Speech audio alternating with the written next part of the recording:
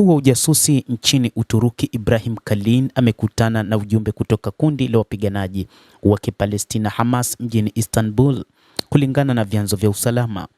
Kalin alifanya mazungumzo siku ya Jumamosi na Khalil Al-Hayya, mjumbe wa ofisi ya kisiasa ya Hamas na mkuu wa timu ya mazungumzo na wanachama wengine wa kundi hilo. Mkutano huo ulizungumzia makubaliano ya kusitisha mapigano Gaza ambayo yameingia katika awamu yake ya pili. Wajumbe hao wawili walikubaliana kufanya kazi kwa mashauriano juu ya kuongeza misaada ya kibinadamu, ufunguzi wa kivuko cha mpaka cha Rafah katika pande zote mbili, kuanza kwa majukumu na kamati ya kitaifa ya usimamizi wa Gaza na masuala mengine yanayohusiana nayo.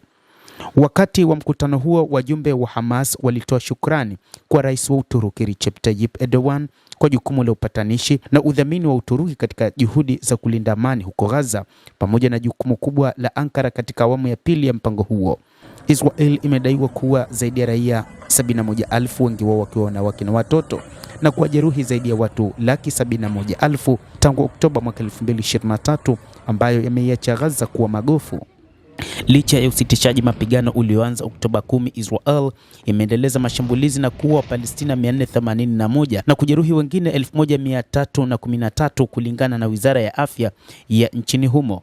Hata hivyo, inadaiwa kwamba Israel imeendesha mashambulizi katika siku za hivi karibuni ambapo vikosi vya Israel vimeua watoto wawili na kuwajeruhi wa Palestina kadhaa katika mashambulizi yaliyotekelezwa katika maeneo mbalimbali ya Gaza licha ya kusitishwa kwa mapigano. Chanzo cha matibabu kiliambia shirika la habari la Anadolu mnamo Jumamosi ya jana kwamba vijana wawili kutoka kwa familia ya Al-Zawara, Salman Zakaria mwenye umri wa miaka 14 na Mohamed Yosef mwenye umri wa miaka 15 waliuawa wakati wa bomu la Israeli liliporipuka karibu na hospitali ya Kamal Adwan huko Beit Lahia.